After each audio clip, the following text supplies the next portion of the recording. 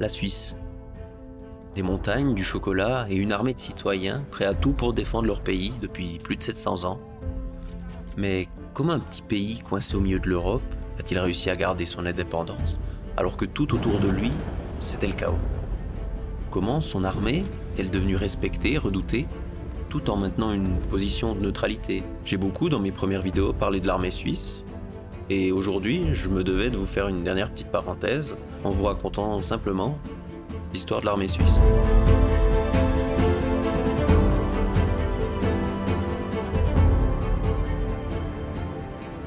Tout commence en 1291. Trois hommes se rencontrent discrètement, loin des regards. On pourrait croire que c'est pour se tirer une monstre bière, mais pas du tout. Werner Stauffacher, Walter Furst et Arnold von Melchthal se retrouvent pour prendre une décision qui va changer le cours du monde. Ou du moins de leur monde. Ils font un serment simple mais puissant, s'entraider et protéger leurs terres contre les Habsbourg, un puissant empire qui cherche à dominer leur vallée. Ce serment était plus qu'un pacte militaire, il est en fait le fondement d'une alliance qui allait former la Suisse moderne. Une armée est née, une armée faite de citoyens, unis par un seul objectif, protéger leur liberté, coûte que coûte. Et protéger leur liberté, ils l'ont fait. 1315. Le duc Léopold Ier de Habsbourg envoie son armée pour écraser cette petite rébellion montagnarde. Des chevaliers en armure, bien équipés, se croient invincibles face à des petits paysans. C'est quand on est trop sûr de soi que l'on peut faire des erreurs. Et les Habsbourg l'ont appris. La bataille de Morgarten a eu lieu le 15 novembre 1315 entre les confédérés suisses du Rich, Schwyz et Unterwald et les troupes des Habsbourg. Cette bataille s'inscrit dans le cadre d'un conflit pour les contrôles des routes commerciales alpines, notamment le col du Gothard, une zone stratégique pour les échanges entre l'Empire et l'Italie. Ce bon vieux Léopold Ier, à la tête de 8000 soldats, avance sur un étroit passage montagneux près du lac des Gris. Pensant que les confédérés suisses allaient fuir, au vu de leur nombre clairement inférieur, la méfiance de ces soldats était, comment on peut dire, pas au top. C'est ce qui a permis aux confédérés suisses, postés sur les hauteurs, de lancer des pierres et des troncs sur les troupes encombrées dans le défilé. Les chevaliers autrichiens, bloqués et désorganisés, ne pouvaient pas riposter efficacement. La panique se répand rapidement dans leurs rangs et, malgré leur infériorité numérique, les confédérés remportent une victoire éclatante, tuant environ 2000 soldats adverses, y compris plusieurs nobles. Cette victoire symbolise la capacité des paysans suisses à résister à des formes armées bien plus puissantes et marque le début de leur réputation militaire. La réputation des confédérés a été fortement consolidée, et d'autres cantons comme Lucerne, Zurich, Berne, Glaris et Zug se sont joints à la confédération dans les décennies suivantes.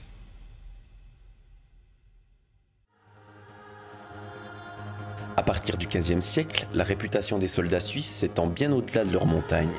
Ces hommes, réputés pour leur courage et leur discipline, deviennent des mercenaires très prisés par les rois et les empereurs européens. De la France à l'Italie, ils sont appelés pour leur talent militaire. Mais à quel prix? Nous combattons pour de l'or, mais chaque bataille nous éloigne un peu plus de nos terres. Ce paradoxe est au cœur de l'histoire militaire suisse. Ces hommes se battent sous des bannières étrangères, mais ne perdent jamais de vue leur attachement à leur patrie. Mais pourquoi faisaient-ils cela? Eh bien, parce que la Suisse traversait des temps difficiles. Beaucoup de jeunes Suisses n'avaient pas de travail et cherchaient des opportunités ailleurs. Et les rois européens, eux, ils avaient besoin de soldats. La solution était trouvée. Les Suisses deviennent des mercenaires et ils partent se battre pour la France, l'Espagne et même pour le pape à Rome. Les Suisses sont si bons que même le pape Jules II demande à 150 d'entre eux de venir protéger le Vatican. C'est la naissance de la célèbre garde suisse pontificale en 1506 qui protège toujours aujourd'hui le pape.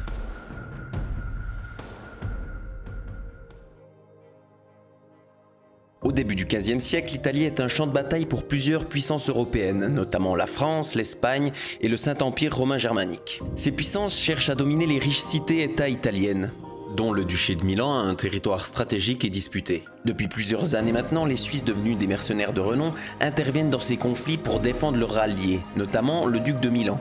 Les Suisses avaient conquis Milan en 1512 et y avaient placé un dirigeant favorable à leur cause, Massimiliano Sforza.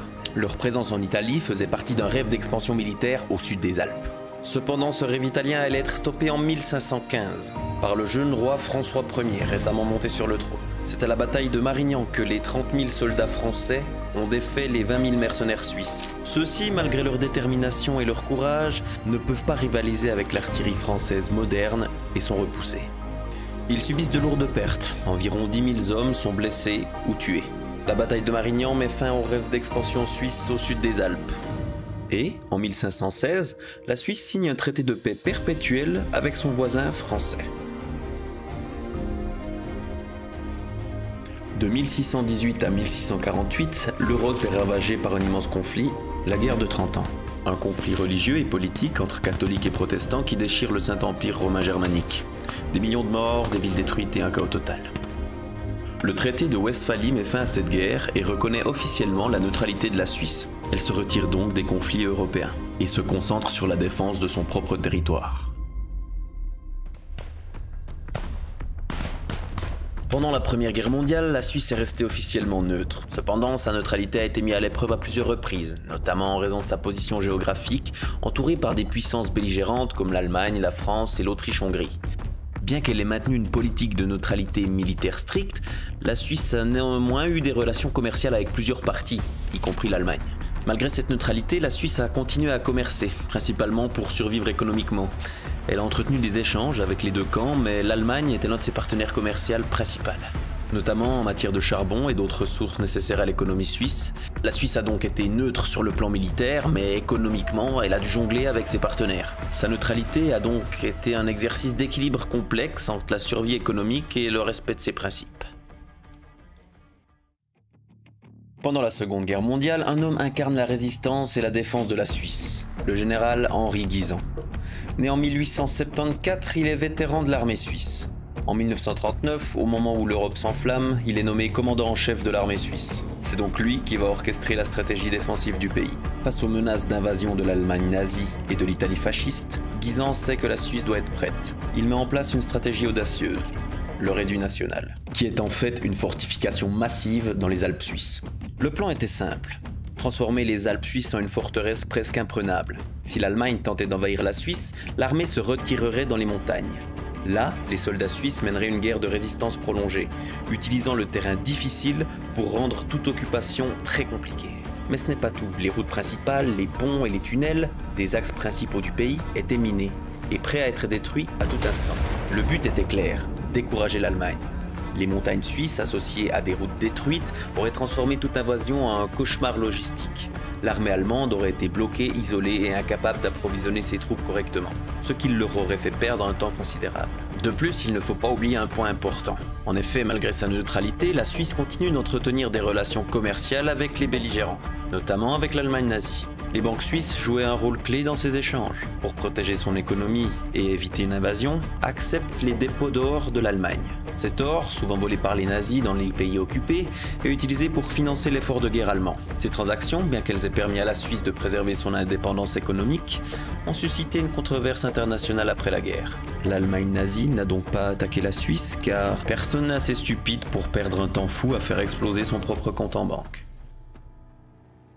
Parlons encore de certains hommes qui avaient un rôle clé dans la défense du pays. Aux frontières, des soldats étaient postés dans des bunkers, camouflés, surveillant jour et nuit les moindres mouvements de l'armée allemande.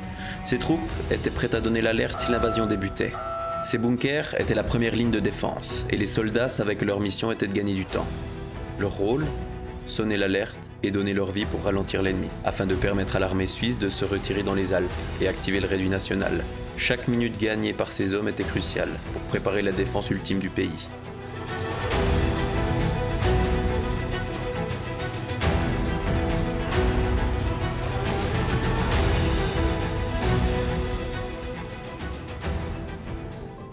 Aujourd'hui, l'armée suisse a beaucoup évolué. Elle reste fidèle à ses racines de milice citoyenne, mais elle est aussi à la pointe des nouvelles technologies. Drones, cybersécurité, surveillance des frontières, l'armée suisse est prête à faire face aux menaces du XXIe siècle. Mais ce qui n'a jamais changé, c'est cet engagement indéfectible à protéger le pays et sa neutralité. Depuis plus de 700 ans, l'armée suisse s'est adaptée, a évolué, mais n'a jamais renoncé à son rôle premier. Protéger la liberté et l'indépendance de la Suisse. L'histoire de l'armée suisse, c'est simplement le parcours d'un petit pays qui a toujours su faire face aux plus grandes menaces avec courage et détermination. Et quelques petits arrangements douteux quand même. Lorsque vous vous apprêterez à faire votre service militaire, souvenez-vous d'une chose. Vous ne marchez pas seul, vous suivez les pas de ceux qui avant vous ont fait preuve de courage et de détermination pour défendre la Suisse. Faire l'armée, ce n'est pas seulement porter un uniforme et éteindre son cerveau le temps de l'école de recrue. c'est quand même aussi, si on réfléchit bien, hériter d'une responsabilité, celle de garantir que la Suisse reste un refuge de paix au cœur de l'Europe. Les générations avant nous ont fait le nécessaire pour que notre pays reste neutre, libre et sûr. Et aujourd'hui, c'est à vous de prendre le relais. Au premier abord et dans mes souvenirs, c'est pas une partie de plaisir d'y aller, mais quand on en part, on se souvient que des bons moments. Merci d'avoir regardé cette vidéo de clôture pour le sujet de l'armée suisse. J'espère qu'elle vous aura plu. Si vous avez des détails supplémentaires ou des corrections à apporter à la vidéo, les commentaires sont faits pour ça. On se retrouve prochainement pour une nouvelle vidéo, j'espère que vous serez présents. Portez-vous bien. Ciao.